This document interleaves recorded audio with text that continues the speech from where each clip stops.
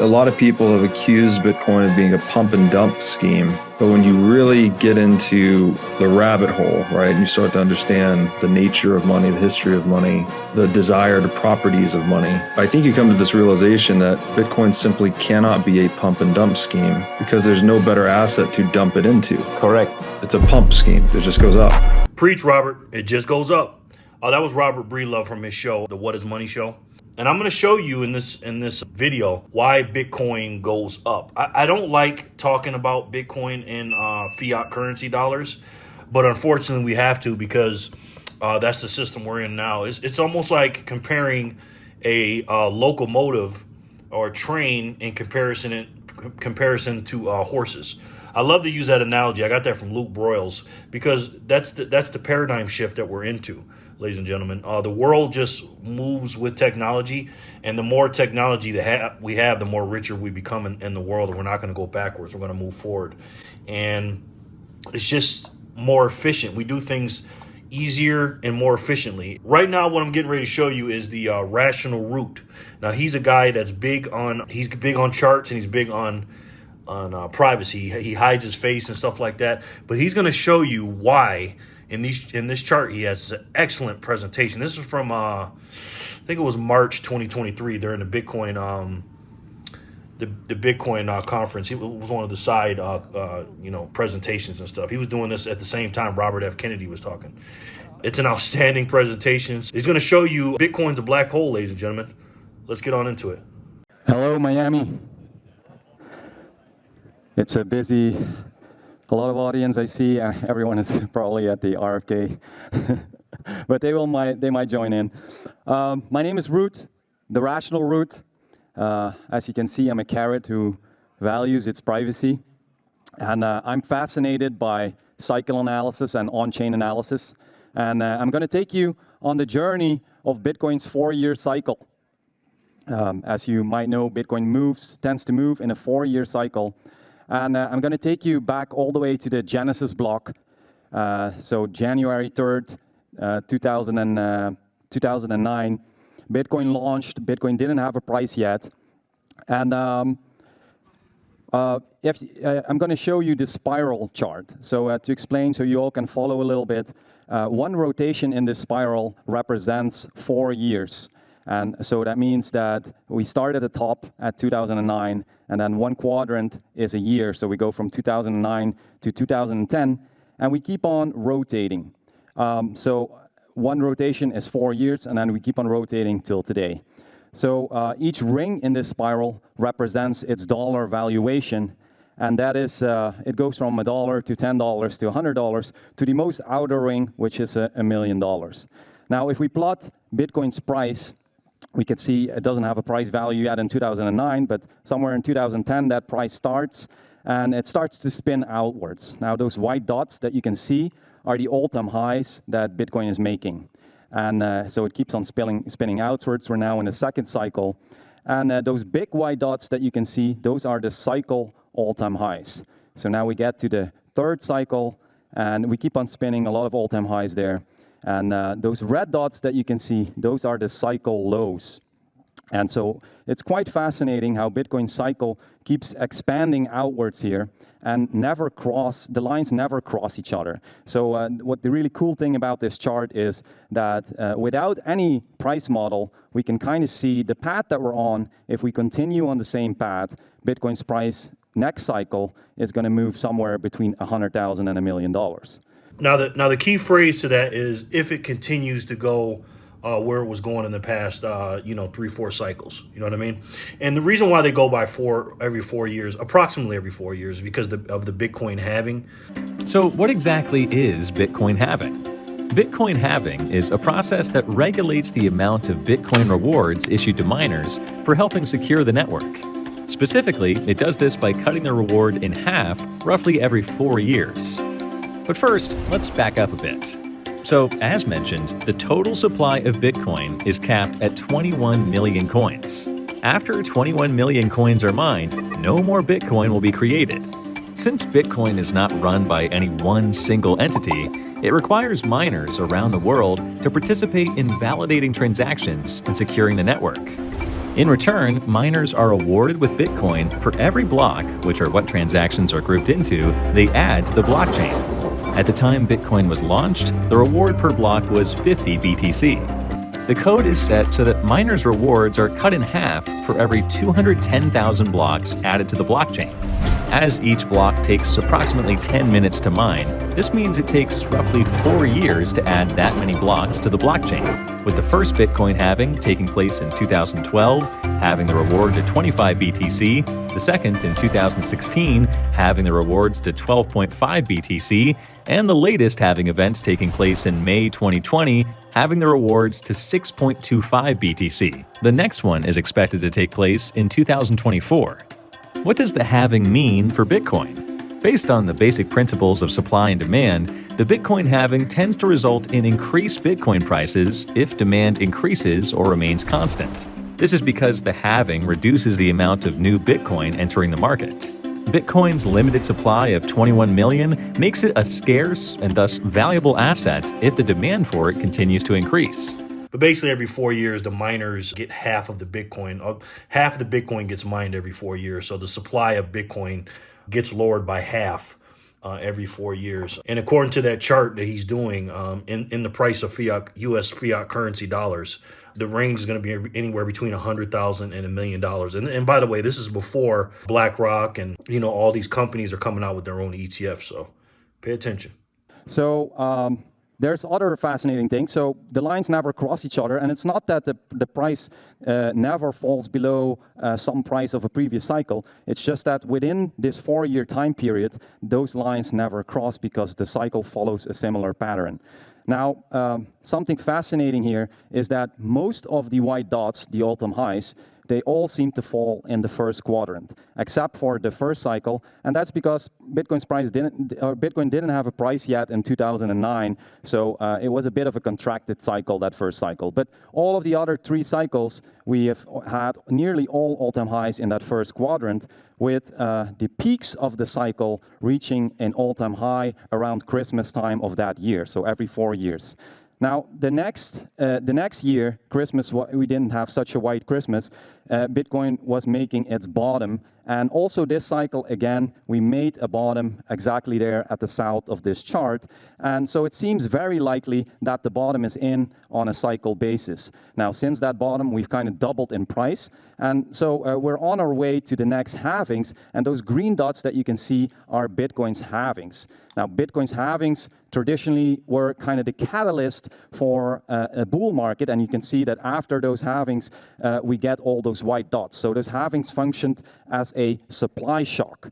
Now, Bitcoin's supply shock is diminishing, but the next halving also, the next green dot will fall around that same area, and that is due to the protocol by design. Every 4 years, there is a halving. Now, if we go a bit further with those halvings, I'm going to plot here Bitcoin supply. So you can see Bitcoin supply, we currently have around 19.5 million coins in circulation. Now we can also look at the steepness of this curve. So you see after the first halving that Bitcoin's, the curve that it actually, the steepness of that curve is half as steep as it was before. And so Bitcoin is flattening out. And so that is very interesting because if we just are going to compare, since we're talking about this curve, let's compare this curve to fiat currencies and to understand a bit better Bitcoin's value proposition before we continue with our cycle analysis. So if we plot the curve of Bitcoin against, for example, a curve of the US dollar or the euro or the British pound or the Chinese yuan or the Japanese yen or the Russian ruble, all of those fiat currencies, they have a different curve. Namely, they are shaped and they go exponential in nature, around 5 to 20% per year. And so their destiny is obviously infinity. So fiat's value eventually, the amount of fiat units will go to infinity and its value by that to zero. I want to stop it right there. That's very, very important. Now you see the Bitcoin curve at the top, the orange line was going a certain way. It was topping out and going one way, and then the other fiat currencies around the world were going exponentially up, and it's just going to keep going up because they keep printing it. There's no cap on it. No one knows how many digital dollars have been printed. Nobody knows how many fiat currency units or dollar bills are out there. It just keeps on going up and up, completely the opposite of what Bitcoin is doing.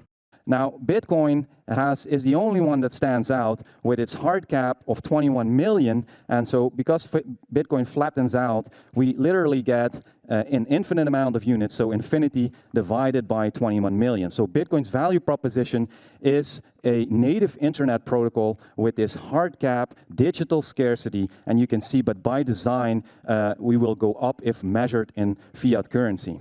I don't know if you guys quite understand what that means.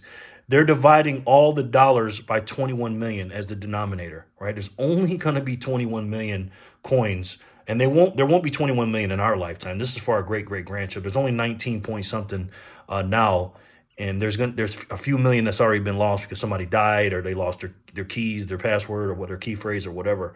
There's only about I think less than 3 million Bitcoin on an exchange. There's a high percentage of Bitcoin holders that just hold it and they don't sell it.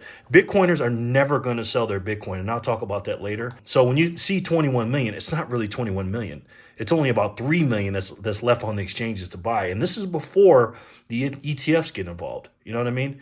And that 21 million number of Bitcoin, by the way, let's just use that hypothetical number. And that infinity sign, that's everything in the world. It ain't just the dollars he just showed, the fiat currency. That's everything in the world one day will be divided by the most scarcest, hardest money in the world, that 21 million Bitcoin. Now, to get back to the cycle, so if we again look at Bitcoin supply, it's very interesting because all those coins that are part of Bitcoin's supply, they are actually stored on a public ledger. Now, and with this ledger, all those coins, you can see they are on a blockchain, and this allows for on-chain analysis. And on-chain analysis really brings a new perspective to the market cycle because all of this human psychology is captured on this public ledger. And so in traditional finance, we have technical analysis, and though we can also use technical analysis for Bitcoin, the difference between technical analysis and on-chain analysis is that in technical analysis, basically everything is only based on two inputs, so that's price and volume. So thousands of indicators have been made just on those two inputs, price and volume. Now with on-chain analysis, the interesting thing is that we get a whole new set of inputs, and that allows for a new market perspective. Now, so we're going to discuss 3 of them today here, and my time is limited, so I have to rush through all this. I hope you can follow. But we're going to first look at the age of coins. So because coins move on the blockchain, and there is a 10-minute time between each block. So if Bitcoin moves through a transaction from a block to another, we can actually measure its age. Now, why is that important? Because if we look at the supply now and we actually just only look at young coins that are in circulation, then we get this view of the supply.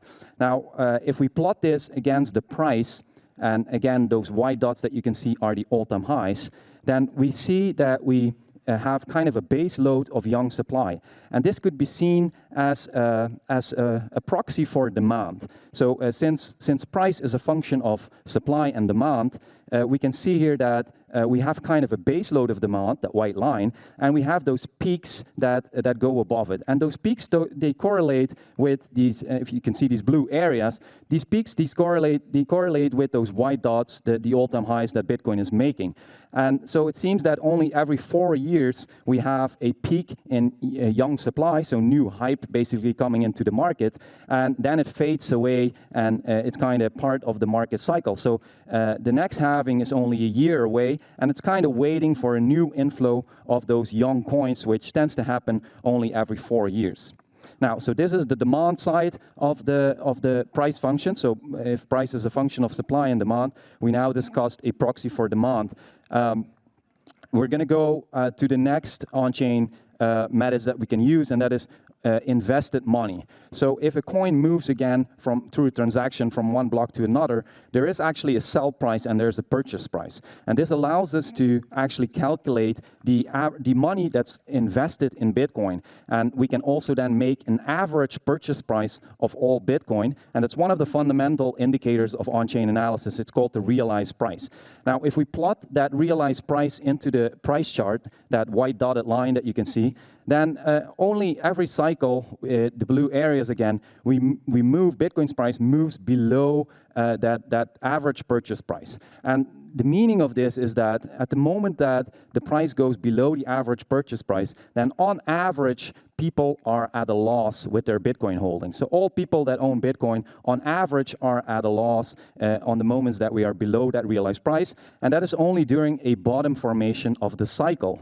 Now, we can see that we passed through that blue area, and we're now well above, again, realized price, which is kind of bullish, and we're on our way to the next halving. So again, this confirms that it's likely that the bottom is in, unless we obviously deviate away from the 4-year cycle pattern, perhaps through a recession, that could maybe cause a delay in the cycle of some kind, but for that we need to view some warning signals.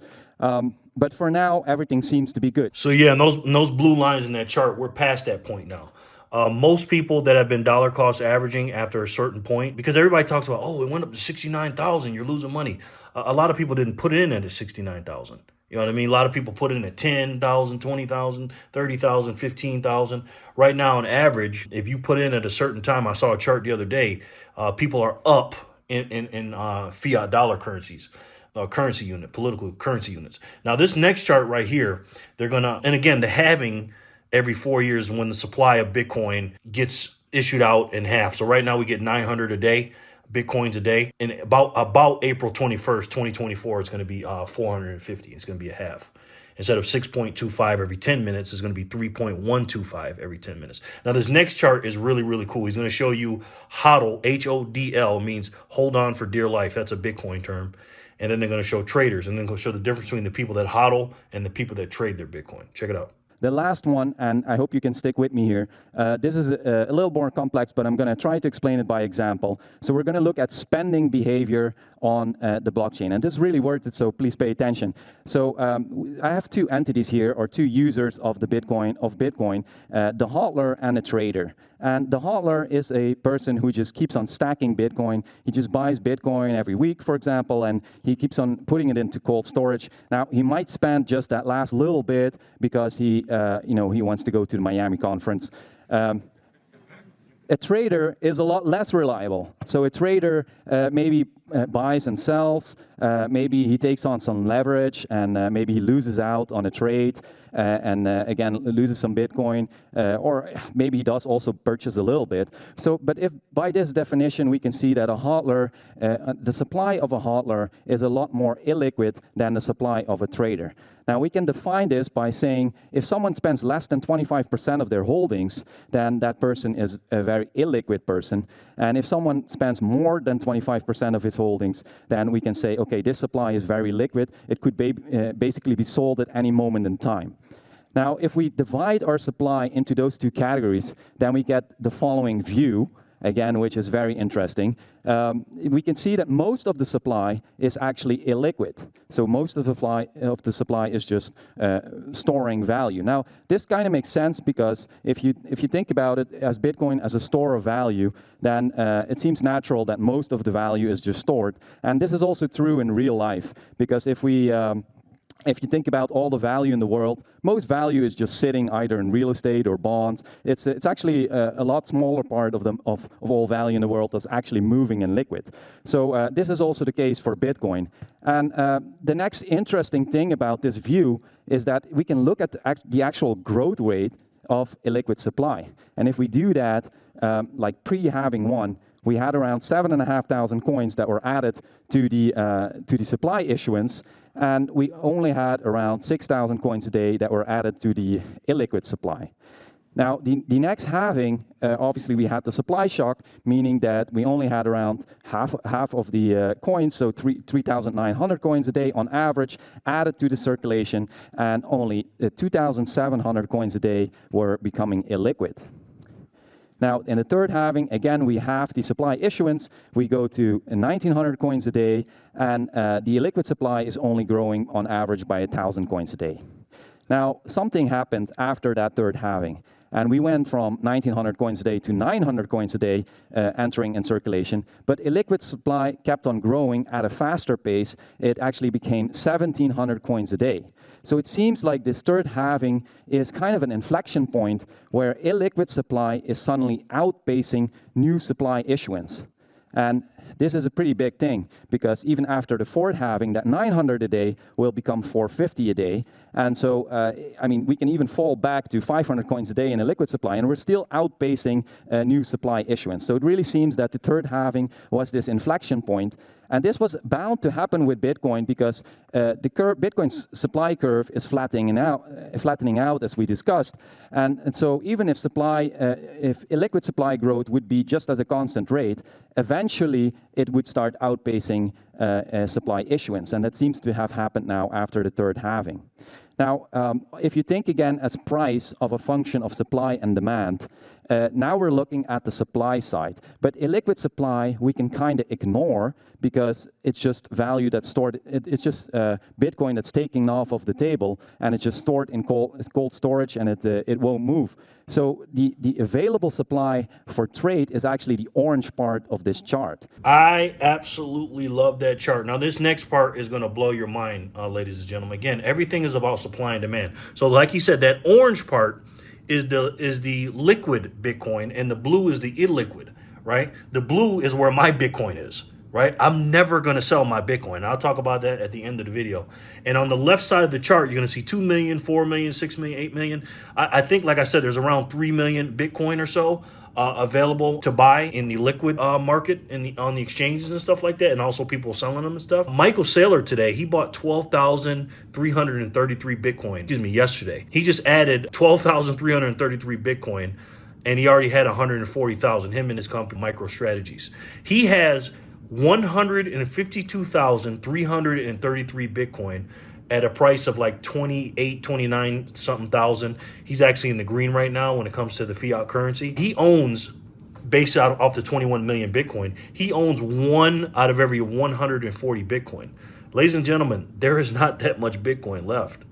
So we can kind of just ignore illiquid supply and look only at the available supply for trade, because this is what, our price is based on a function of supply and demand. This is the supply side. Now, we already discussed the demand side, but here we're looking at the supply side. So we can clearly see the pattern, how Bitcoin is expanding until the third halving. So here, actually, Bitcoin is becoming more abundant. And at the third halving, we kind of top out, and suddenly, since the third halving, Bitcoin is becoming more scarce. And this is such a bullish view. It's like actually a bullish divergent on chain from price, because if we now plot, let's plot price again here. So those white dots again are the all-time highs. And just as an example, I mean, here in 2013, we did about a 40x. If you measure from the previous all-time high till the all-time high that we did there, that blue square. And in 2017, we did about a 15x. And in 2021, we did only about a 3x from the previous all-time high till, so from 20K, let's say, to 69K, a little over 3x. And so if you look at the price chart, you actually see diminishing returns, right? It goes from 40 to 15 to 3. And if you think like about a growing market cap, then you would kind of expect a return that would be less than 3x, probably less next cycle. But the bullish divergence that we see here on chain actually shows that Bitcoin is becoming more scarce. So if we get a similar spike in demand next cycle, as we have seen more or less every cycle, and supply is actually becoming more scarce, then I want to leave you with the thought that perhaps we won't see diminishing returns, but we actually will see a bigger increase in returns in the next cycle.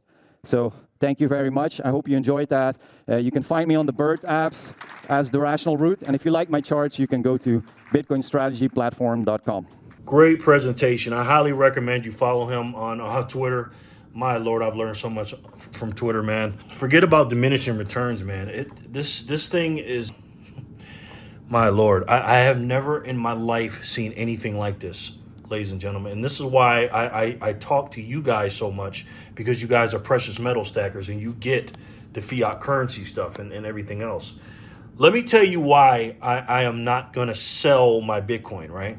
Bitcoin is the real money, in my opinion. It's not mainstream yet, right? It's just like the internet. I knew, if I went back in time and what the internet was going to do or what Amazon was going to do, when it first started, it was a little clunky and stuff like that. But like, wow, this thing is pretty cool. I didn't have the vision back then, but I thought it was cool here and there. But I was like, wow, I never thought that I could be able to talk to somebody live on the internet or watch basketball games and do all the stuff that we can do. We don't need newspapers. We don't need magazines.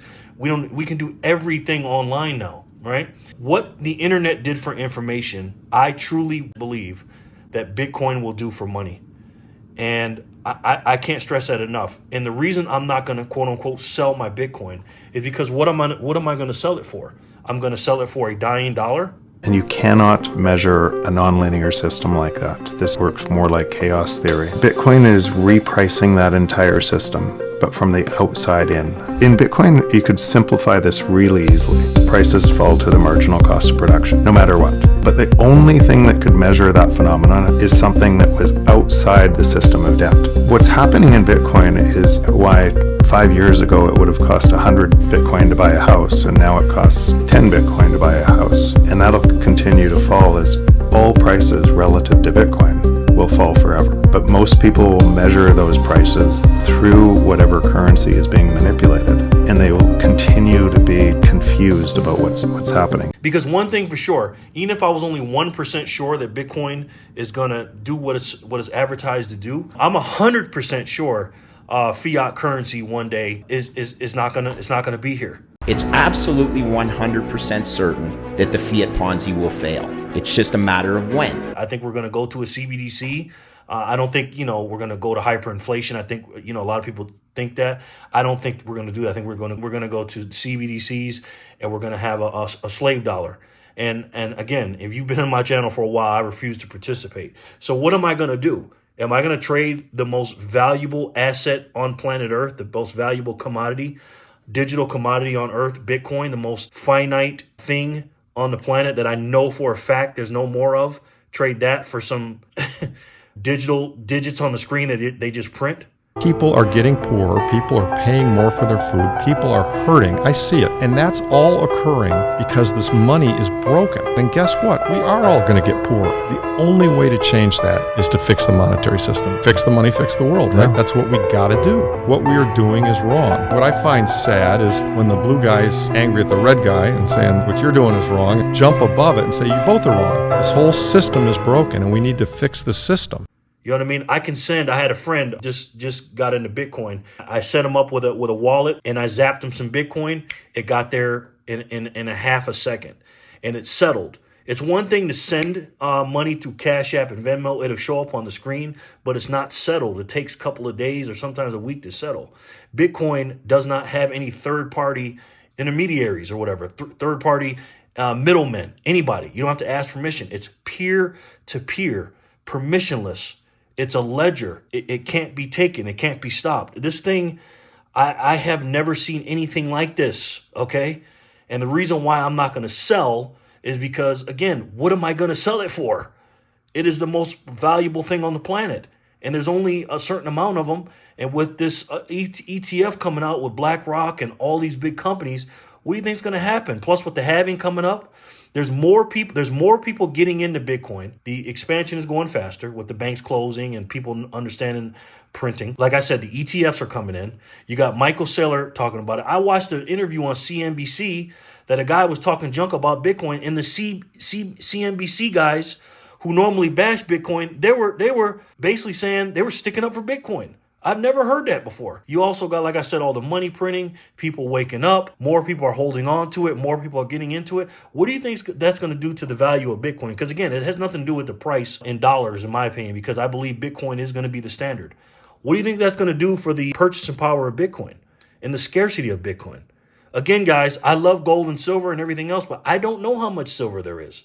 I buy constitutional. I buy, rare stuff. I buy rare silver and Eagle Hards and stuff like that. I love that stuff. You know what I mean? But I can't transact in it. I can't snap my fingers and zap it to somebody.